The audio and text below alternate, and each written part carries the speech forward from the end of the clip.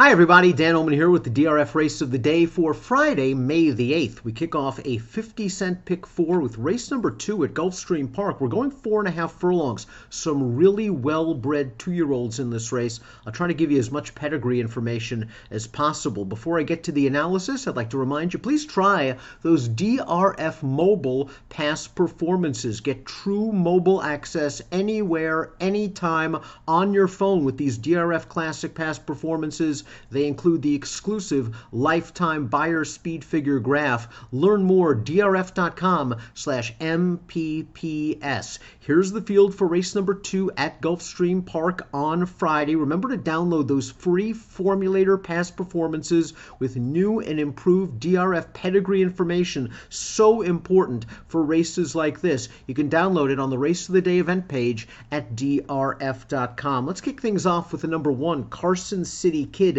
This is the second call for jockey Edgar Zayas. This horse has a nice pedigree. He is a full brother to a grade 3 stakes winning sprinter named Catherine the Great. She was a graded stakes winner as a 2-year-old. This horse is also a half brother to a stakes winning turf runner named Katinka. Cost $140,000 as a weanling. The sire gets 7% winners with 2-year-old debut runners. The dam was placed sprinting on a wet track. So this horse certainly has the pedigree to win first time out. Saddled with the inside post, never an easy task for an inexperienced juvenile. And again, this is Edgar Zayas' second call. 15-1 on the morning line for Carson City Kid. I'm going to take a wait and see approach. The number 2 is Bailey, going out for trainer Juan Alvarado, who has done very well with his 2-year-olds at this Gulfstream Park meeting. This horse has a nice pedigree. A full to a multiple stakes placed 2-year-old named Awesome Mass, a half to a multiple stakes winner named Bernie the Maestro, and also a half brother to a stakes winning dirt sprinter named Richard the Great. The sire Brethren gets 7% winners with 2-year-old debut runners. This dam was fast and precocious, a stakes winning dirt sprinter as a 2-year-old. Bailey attracts Amaziel Jaramillo, shows a long string of workouts leading up to his career debut. I would expect him to be well prepared for this start, and this is the classic watch the board scenario. There are 2 horses trained by Wesley Ward, 1 trained by Todd Pletcher. They figure to take money in this race. Bailey, if he goes off a lot less than that 6-1 morning line, that would be significant tote action. The number 3 is Gabriella Sunshine. This horse sold for $30,000 as a yearling, but is by a very good debut stallion. FedBiz connects with 19% of his 2-year-old debut runners. The Dam was a 2-year-old debut winner. She's foaled 2 winners from as many runners, and she is a half sibling to 3 black type earners, including the multiple grade 3 placed dirt router Combat Cat. A really solid pedigree for Gabriella Sunshine, going out for trainer David Fawkes. With FedBiz on top, you always have to respect the speed from the sire. 15-1 on the morning line for Gabriella Sunshine. The number 4 is Just Right Mike, and you really have to respect experienced runners in races full of first-time starters, and Just Right Mike already has a start. He was bet down to 9-2 in a field of 8 in his career debut last month, and he ran quite well. We're going to watch the race right now. He finishes an even third, and I would think he's going to benefit greatly with that experience under his girth.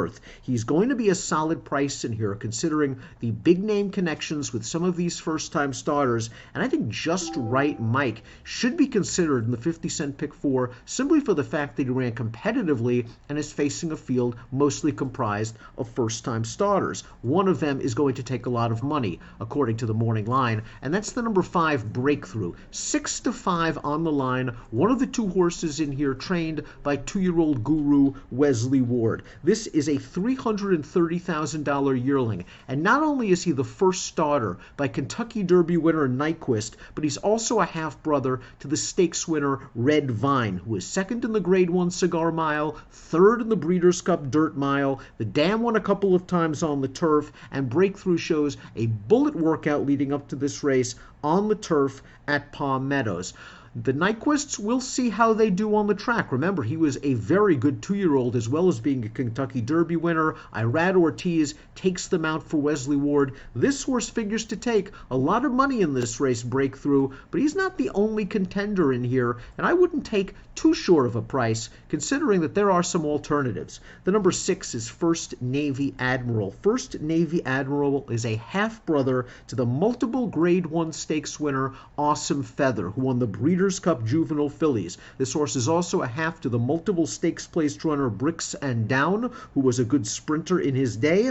First Navy Admiral made his career debut in the Just Right Mike race. He didn't run very well. He didn't have the cleanest of trips, and considering this pedigree, it is way too early to give up on this horse. He's 20-1 on the morning line. He's jockey Dylan Davis's second call. I think he will continue to benefit from more racing, more experience, and maybe a little bit more distance. The number 7 is Prisoner, trained by Todd Pletcher. This horse has gone through the auction ring on 3 occasions, a $180,000 weanling purchase, a $195,000 buyback as a yearling, and he sold for $175,000 in March after breezing a furlong in a quick 10 seconds flat. His sire Violence, one of the best with debut runners. He connects with 21% of his 2-year-old debut winners. The Dam, not only a stakes-winning dirt sprinter at 2, but a debut winner as a 2-year-old, and Prisoner is a half to a stakes winner named Manuka Honey. There is a lot of speed and precocity in this family.